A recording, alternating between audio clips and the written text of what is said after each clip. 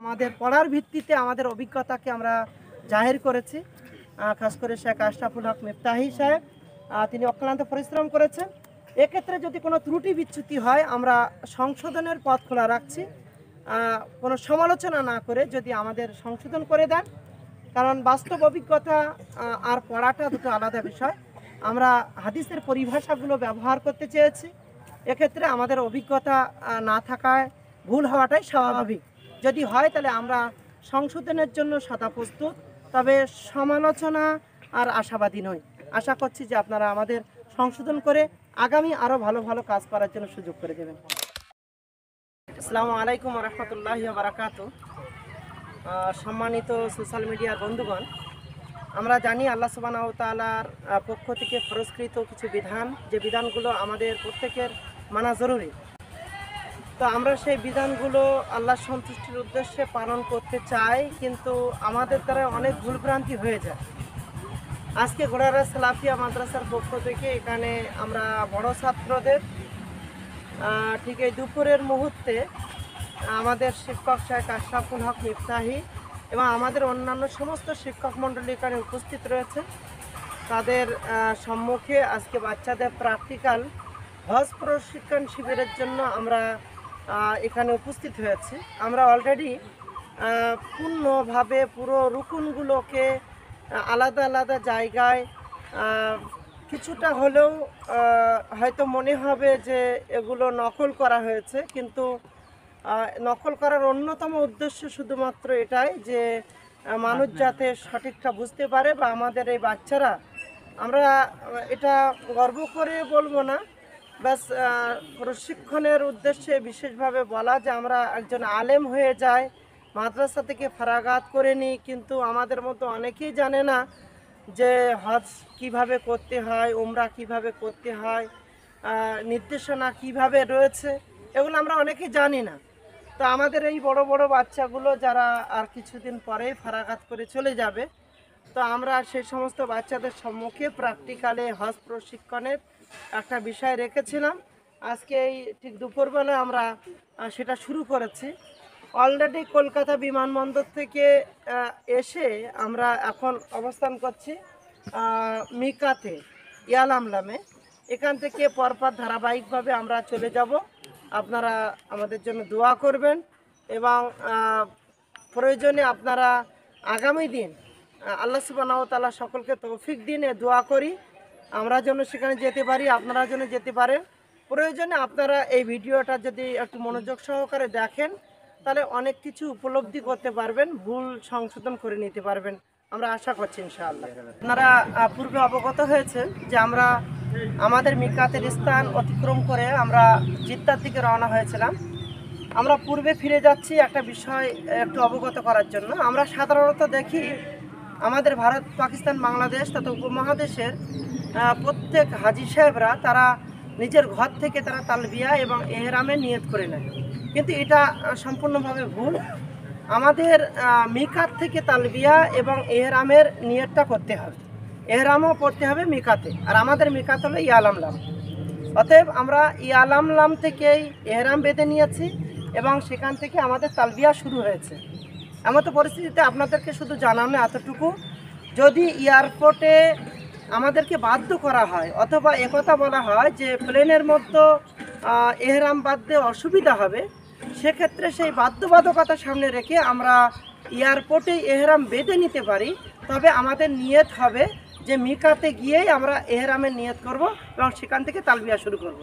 আমরা মিকাতে এসে অলরেডি এহরাম বেঁধেছি, আর সেখান থেকে তালবিয়া পড়তে পড়তে এখন আমরা অবস্থান করছি জেদ্দা এয়ারপোর্টে। তালবিয়া বরাবর অব্যাহত আছে আমাদের।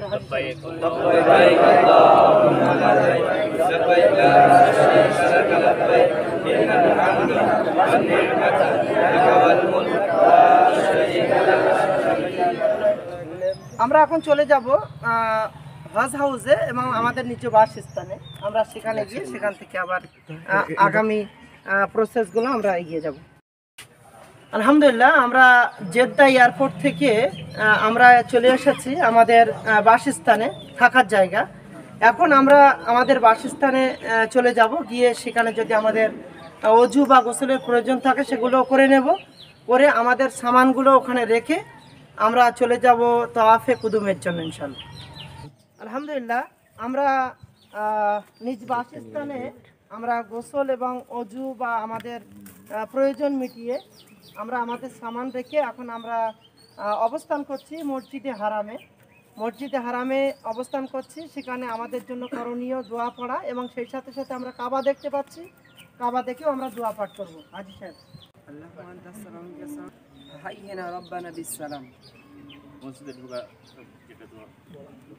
أعوذ بالله العظيم وبوجهه الكريم وسلطانه القديم من الشيطان الرجيم।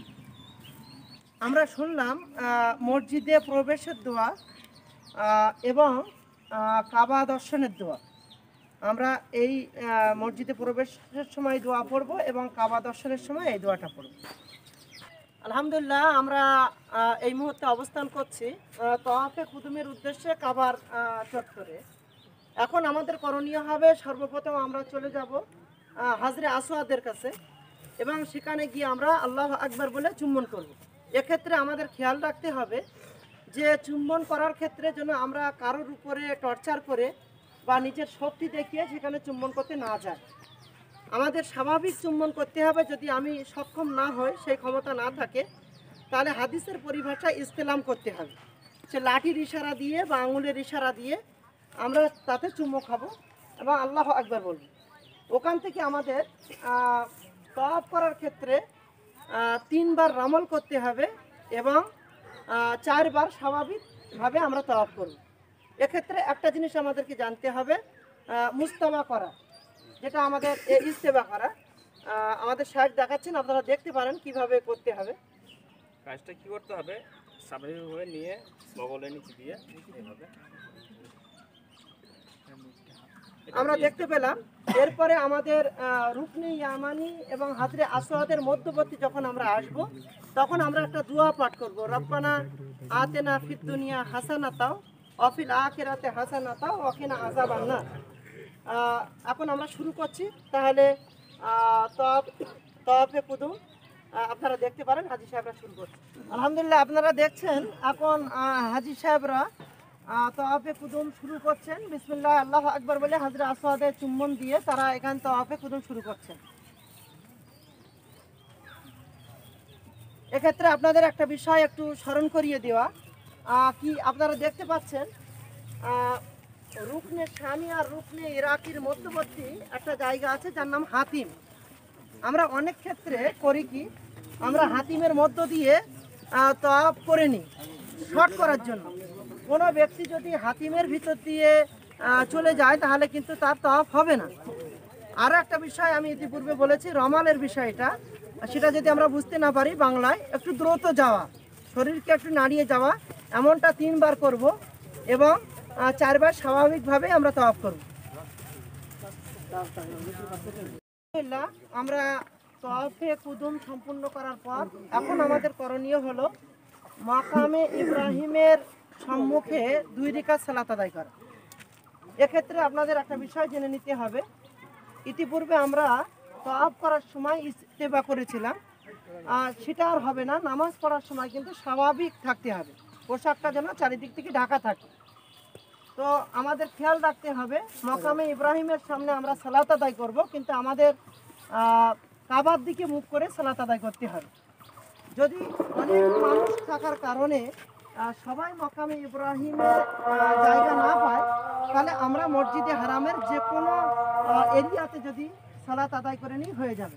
2 রাকাত সালাতের প্রথম রাকাতে সূরা ফাতিহা এবং কুল ইয়া আইয়ুহাল কাফিরুন, দ্বিতীয় রাকাতে সূরা ফাতিহার সাথে সূরা ইখলাস মানে কুল হুয়াল্লাহু আহাদ, এইভাবে আমরা 2 রাকাত সালাত আদায় করি। আমরা মাকামে ইব্রাহিমের কাছে 2 রাকাত সালাত আদায় করে এখন আমরা চলে এসেছি জমজমের পানি পান করার জন্য। হাজী সাহেবরা এখন জমজমের পানি পান করবেন। জমজমের পানি দাঁড়িয়ে পান করা এটাই হাদিস দ্বারা প্রমাণিত, তবে কেউ যদি বসে পান করে সেটাও জায়েজ আছে। এখন আমরা চলে যাব বাবু সাফার দরজা দিয়ে বেরিয়ে সাফা এবং মারোয়া সাই করার জন্য। আলহামদুলিল্লাহ, আমরা এখন বাবু সাফা থেকে প্রবেশ করে এখন আমরা অবস্থান করছি সাফা পাহাড়ের কাছে। এখন সাফা পাহাড়ে আমাদের করণীয় আল্লাহ আকবার বলে এখানে অবস্থান করা, 3 বার আল্লাহ আকবার বলা, সেই সাথে সাথে দোয়া পড়া, ইন্না সাফা ওয়াল মারওয়াতা মিন শাআইরিল্লাহ নাবদাউ বিমা বাদা আল্লাহু বিহ, এই দোয়া পড়লাম। এখন আমাদের এখান থেকে কাবার দিকে মুখ করে দোয়া পড়তে হবে। হাজী সাহেব পড়ছেন, আপনারা সেটা শ্রবণ করতে পারেন। আল্লাহু আকবার, আল্লাহু আকবার, আল্লাহু আকবার, লা ইলাহা ইল্লাল্লাহু ওয়াহদাহু লা শারীকা লাহু, লাহুল মুলকু ওয়া লাহুল হামদু ওয়া হুয়া আলা কুল্লি শাইইন কাদির। لا إله إلا الله وحده أنجز وعده ونصر عبده وهزم الأحزاب وحده।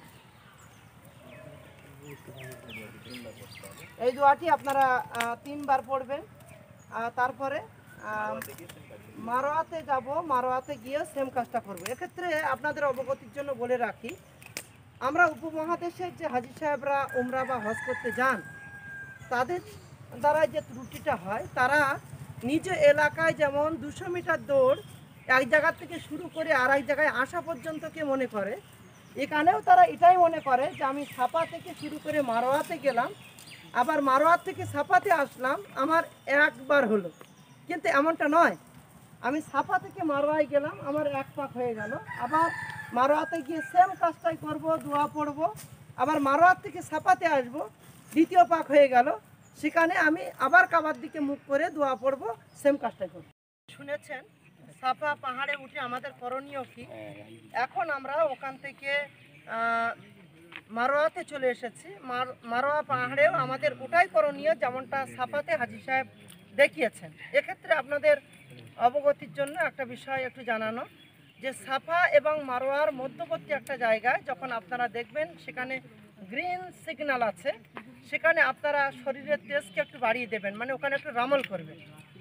তো আমরা সাফার থেকে শুরু করেছি, আর এটা করবে পুরুষেরা মূলত। সাফার থেকে আমরা শুরু করেছি, মারোয়াতে এসেছি, 1 পাক হয়ে গেল। এমনিভাবে 7 বার আমাদেরকে যেতে আসতে হবে, আর প্রত্যেকবারেই আমরা ওই দোয়াগুলো পড়তে থাকবো। সাফা থেকে যখন শুরু করলাম, আমাদের শেষটা হবে মারোয়াতে এসে। আলহামদুলিল্লাহ, আমরা সাফা মারোয়ার সাই কমপ্লিট করার পর আমরা এখন এসেছি নাপিতের দোকানে। আমরা এখন আমাদের চুলগুলোকে হালাক করে নেব, নাড়া করে নেব। হাদিসের পরিভাষা আল্লাহ নবী সাল্লাল্লাহু আলাইহি সাল্লাম নাড়াকারীদের মানে হালাককারীদেরকে তিনি রহমের দোয়া করেছেন। তখন সাহাবা একরামদের মধ্যেও কেউ কেউ বলেছেন আল্লাহ নবী আল মুকাসসিরিন, তখন আল্লাহ নবী সাল্লাল্লাহু আলাইহি সাল্লাম আবার বলেছেন মুহাল্লিকিন। এমনিভাবে কোনো হাদিসে প্রমাণিত 3 বার আল্লাহ নবী সাল্লাল্লাহু আলাইহি সাল্লাম মুহাল্লিকিনের কথা বললেন, আর 1 বার সর্বশেষ মুকাসসিরিনের কথা বললেন। তো সেই মোতাবেক আমরা চুল কেটে নেব, নেড়া হয়ে যাব, এখান থেকে আমরা হালাল হয়ে গেলাম। এক্ষেত্রে আপনাদের একটা বিষয় একটু অবগতির জন্য জানিয়ে রাখি, আমরা এতক্ষণ যা কিছু করছিলাম এটা ছিল উমরার বিষয়বস্তু। উমরা এখান থেকে শেষ হলো। এখন যদি আমাদের মধ্যে কেউ হজ্জে তামাত্তুন নিয়ত করে আসে, তাহলে এখান থেকে সে হালাল হয়ে যেতে পারবে। কিন্তু আরও হজের প্রকার রয়েছে, যেমন হজ্জে কিরান। সেক্ষেত্রে যদি কোনো ব্যক্তি কুরবানির পশু সাথে করে নিয়ে আসে, তাহলে কিন্তু সে হালাল হতে পারবে না, তার এই মানে এহরাম অবস্থায় থাকতে হবে। তো সাধারণত আল্লাহ নবী সাল্লাল্লাহু আলাইহি ওয়াসাল্লাম হজ্জে তামাত্তুর বিষয়ে জোর দিয়েছেন, সাহাবা একরামদের হজ্জে তামাত্তুর কথা বলেছেন। তো আমরা হজ্জে তামাত্তুকেই বাস্তবায়ন করার ক্ষেত্রে আপনাদেরকে বলে রাখি যে এই মুহূর্তে নাড়া হওয়ার পর কিন্তু সবাই হালাল হয়ে যাচ্ছে। হাজী সাহেব, আলহামদুলিল্লাহ, আপনারা পূর্বেই অবগত হয়েছেন যে হজ্জে তামাত্তুর ক্ষেত্রে আমরা উমরার পরে হালাল হয়ে যায় কিছুদিনের জন্য। আজ 8ই জিলহজ ইয়ামুত তারবিয়া, আমরা নিজ বাসস্থান থেকে আবার এহরাম বেঁধে আমরা চলে আসলাম মিনার ময়দানে। মিনার ময়দানে এসেছি। এখন আমাদের করণীয় মিনার ময়দানে 5 ওয়াক্তের সালাত আদায় করা এবং 5 ওয়াক্তেই কসর করা। এক্ষেত্রে আপনাদের অবগতির জন্য একটা ভুল থেকে বাঁচার মাধ্যম মনে করে আমি এর কথাটা বলি। আমরা অনেক ক্ষেত্রে বলি যে আজ কয়েকদিন এসে বসে আছি, কোনো ক্লান্তি নেই, তো আমরা মুকিমের সালাত আদায় করব, মানে পরিপূর্ণ সালাত আদায় করব। না, এমনটা হবে না। এখানে আল্লাহ নবী সাল্লাল্লাহু আলাইহি সাল্লাম মক্কাবাসী বা অন্যরাও যারা মিনার ময়দানে অবস্থান করেছেন তাদেরকে নিয়ে কিন্তু কসর সালাত আদায় করেছেন, অতএব 4 রাকাত ওয়ালা নামাজগুলো আমরা 2 রাকাত পড়বো, এটা আমাদের জন্য যথেষ্ট হয়ে যাবে।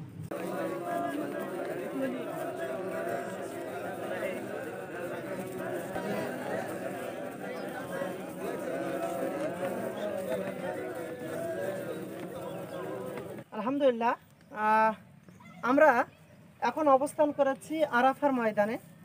আপনারা পূর্বে শুনেছেন যে বরাবর আমাদের হাজী সাহেবদের মুখে তালবিয়া এবং তাকবীর ধ্বনি অব্যাহত রয়েছে। আমরা অনেকটা আগেই যখন এখানে পৌঁছে গিয়েছি, আমরা এখন মসজিদে নামিরাতে চলে যাচ্ছি শুধুমাত্র খুতবা শ্রবণ করার জন্য। আমরা এখানে খুতবা শ্রবণ করব এবং জোহরের সালাতের টাইমটা একটু দেরি করে মুআক্খার করে আমরা আসরটাকে দ্রুত করে নিয়ে আমরা জামা বাইনা সালাতাইন 2 নামাজকে একসঙ্গে পড়ব, সেক্ষেত্রেও কিন্তু আমরা কসর করব। এখন আমরা চলে যাচ্ছি সরাসরি মসজিদে নামিরাতে যে খুতবা চলছে সেই খুতবা শুনতে। يا أيها الناس إن دماءكم وأموالكم حرام عليكم كحرمة يومكم هذا في شهركم هذا في بلدكم هذا ألا كل شيء من أمر الجاهلية تحت قدمي موضوع ودماء الجاهلية موضوعة وإن أول دماء أضعه من دمائنا دماء ابن ربيعة بن الحارث. আলহামদুলিল্লাহ, এখন আমরা জামা বাইনা সালাতাইন করব ইমামের নেতৃত্বে। জোহর এবং আসরের 1 আজান এবং 2 ইকামতের মাধ্যমে আমরা জামা বাইনা সালাতাইন করব। তো জামা বাইনা সালাতাইন হয়ে গেলে আমরা জেনে নিলাম, হয়ে গেলে আমাদেরকে উকুফে আরাফা একেবারে সূর্য ডোবা পর্যন্ত আমাদের আরাফার ময়দানে অবস্থান করতে হবে। হাজী সাহেবদের অবগতির জন্য জানাই, অসুস্থতার বাহানা করে বা অনেক ভিড় হবে এইরকম মনে করে আমরা অনেক ক্ষেত্রে আরাফার ময়দানে অবস্থান করি না। যদি কোনো ব্যক্তি আরাফার ময়দানে অবস্থান না করে তাহলে কিন্তু তার হজ হবে না, কারণ এটা হজের রুকুনের এক। এই রুকুন ছুটে গেলে কিন্তু তার হজ পরিপূর্ণ হবে না। সেই জন্য আমরা এমনটা করব না এবং মাগরিবের সূর্য ডোবা পর্যন্ত আমরা কিন্তু এখানে অবস্থান করব আর বেশি বেশি দোয়া করব, কারণ আরাফার ময়দানের দোয়া আল্লাহ সুবহানাহু ওয়া তাআলা ফেরত দেন না। আমরা আরাফার ময়দানে যা চাইবো আল্লাহ সুবহানাহু ওয়া তাআলা সেটা কবুল করবেন। আমরা মাগরিব ইচ্ছাকৃত কাজা করে আমরা চলে যাব মুজদালিফার উদ্দেশ্যে। আলহামদুলিল্লাহ, আমরা আরাফা থেকে মাগরিব ইচ্ছাকৃত কাজা করে আমরা তাকবীর এবং তালবিয়া পড়তে পড়তে আমরা অবস্থান করেছি মুজদালিফায়। এখন মুজদালিফায় অবস্থান করার পর হাজী সাহেবরা মাগরিবকে তাখির মানে দেরি করে এবং ঈশাকে একটু এগিয়ে এনে তারাও জামা বাইনা সালাতাইন পূর্ণ করেছে। মুজদালিফায় এখন করণীয় হলো পূর্ণ রাত্রে এখানে আরাম করা। পূর্ণ রাত আরাম করবে। আল্লাহ নবী সাল্লাল্লাহু আলাইহি সাল্লাম মুজদালিফায় অবস্থানকালে তিনি তাহাজ্জুদও পড়েননি এবং অন্য কোনো সালাত পড়েননি, রাত্রি জাগরণ করেননি। তা আরাম করেছেন, আমাদের করণীয় আরাম করা। এক্ষেত্রে আপনাদের অবগতির জন্য একটা বিষয় জানানো, যদি কোনো অসুস্থ ব্যক্তি থাকে যে পরের দিন মিনায় তাড়াতাড়ি পৌঁছাতে পারবে না বা তার অসুস্থতার কারণে তার যাওয়া সম্ভব হবে না, তো সেক্ষেত্রে যদি গভীর রাত্রে সে মনে করে যে রাত্রিতে মিনাতে গিয়ে অবস্থান করবে, তো এক্ষেত্রে তার জন্য এটা জায়েজ আছে, সে করতে পারে। এখন আমরা চলে যাব মিনার দিকে। প্রতিমধ্যে আমাদের কিছু করণীয় রয়েছে, আমরা সেদিকেই যাব। আলহামদুলিল্লাহ, আমরা মুজদালিফায় রাত্রে অবস্থান করার পর পূর্ণ রাত আরাম করার পর ফজরের সালাত আদায় করেই আমরা বেরিয়ে পড়েছি মিনার উদ্দেশ্যে। প্রতিমধ্যে আমরা যেখানে এই মুহূর্তে অবস্থান করছি এটা হলো আল মাশআরুল হারাম। আল্লাহ নবী সাল্লাল্লাহু আলাইহি সাল্লাম ফজর সালাতের পরে মাশআরুল হারাম নামক স্থানে এসে সূর্য ওঠার পূর্ব মুহূর্ত পর্যন্ত এখানে আল্লাহ নবী অবস্থান করেছিলেন এবং আল্লাহর কাছে বরাবর দোয়া চেয়েছিলেন। অতএব আমরা এখানে দাঁড়িয়ে সূর্য ওঠার পূর্ব মুহূর্ত পর্যন্ত আমরা দোয়া করতে থাকব।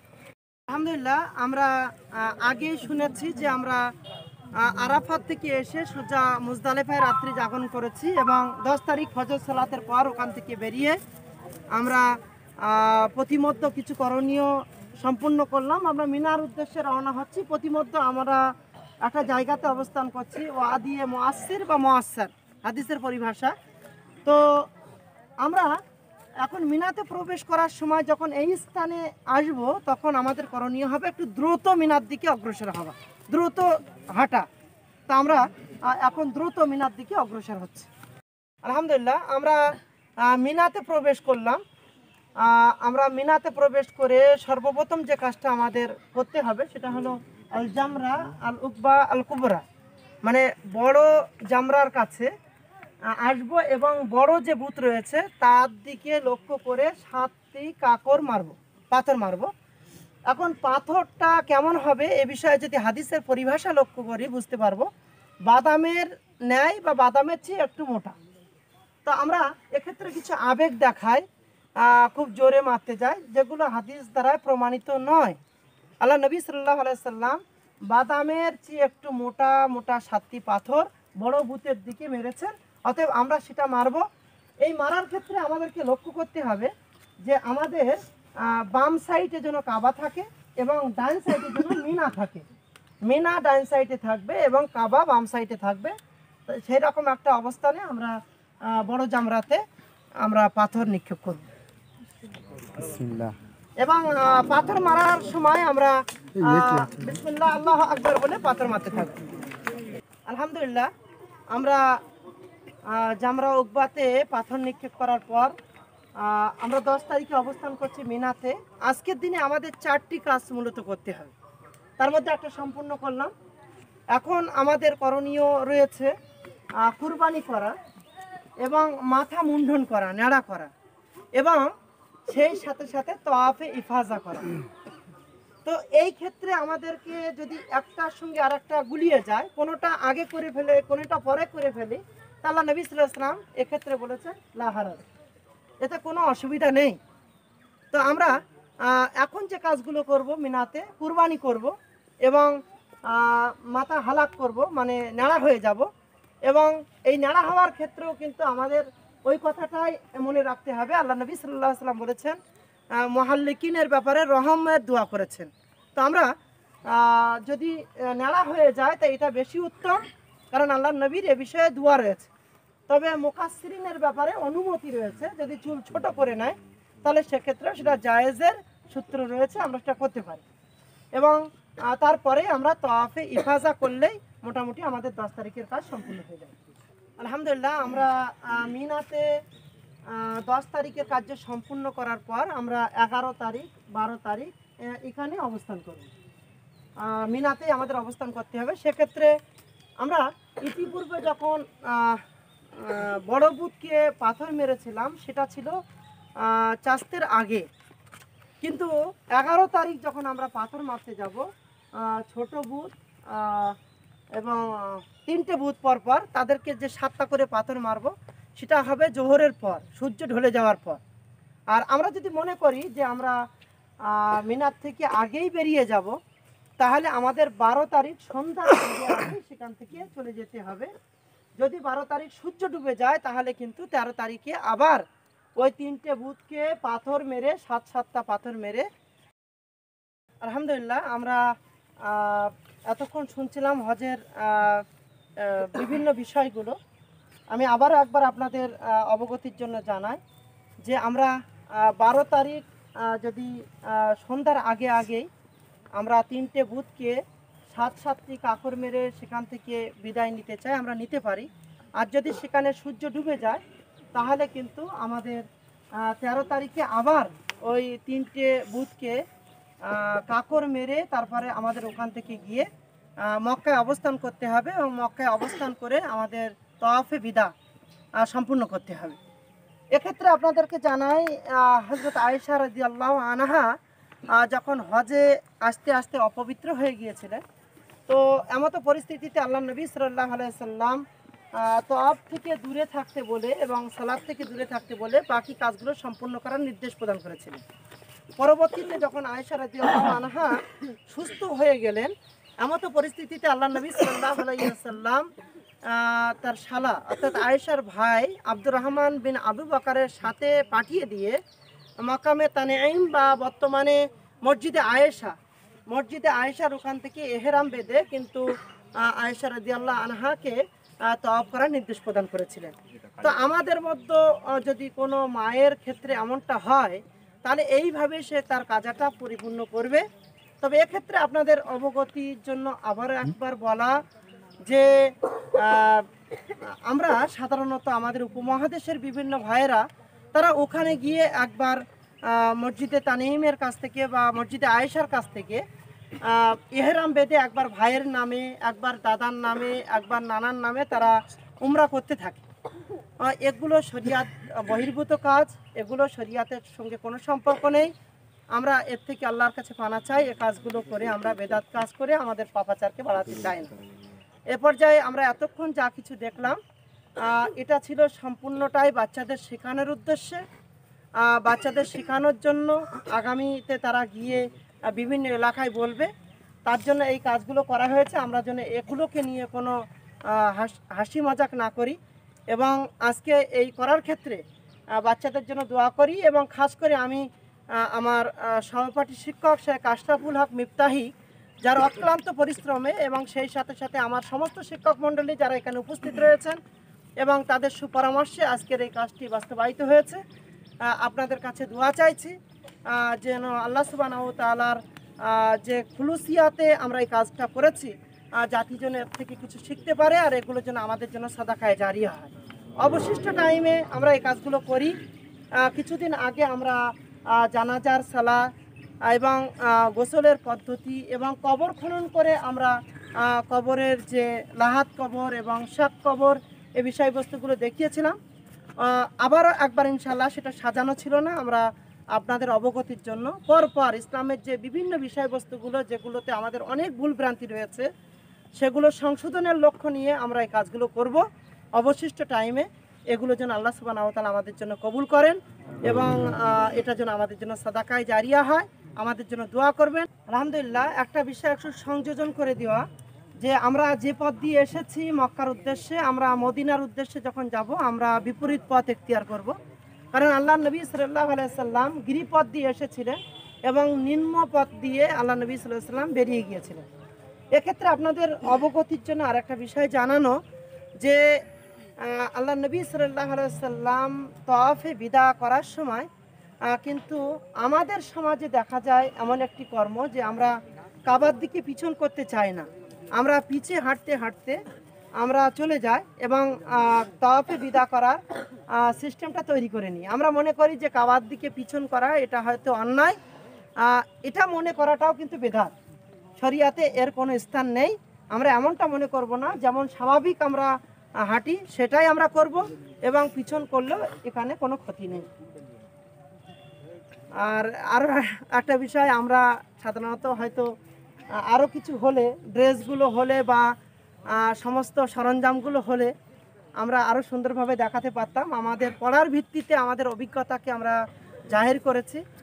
খাস করে শেখ আশরাফুল হক মিফতাহি সাহেব তিনি অক্লান্ত পরিশ্রম করেছেন। এক্ষেত্রে যদি কোনো ত্রুটি বিচ্যুতি হয় আমরা সংশোধনের পথ খোলা রাখছি, কোনো সমালোচনা না করে যদি আমাদের সংশোধন করে দেন। কারণ বাস্তব অভিজ্ঞতা আর পড়াটা দুটো আলাদা বিষয়। আমরা হাদিসের পরিভাষাগুলো ব্যবহার করতে চেয়েছি, এক্ষেত্রে আমাদের অভিজ্ঞতা না থাকায় ভুল হওয়াটাই স্বাভাবিক। যদি হয় তাহলে আমরা সংশোধনের জন্য সদা প্রস্তুত, তবে সমালোচনা আর আশাবাদী নই। আশা করছি যে আপনারা আমাদের সংশোধন করে আগামী আরও ভালো ভালো কাজ করার জন্য সুযোগ করে দেবেন। আসসালামু আলাইকুম ওয়া রাহমাতুল্লাহ।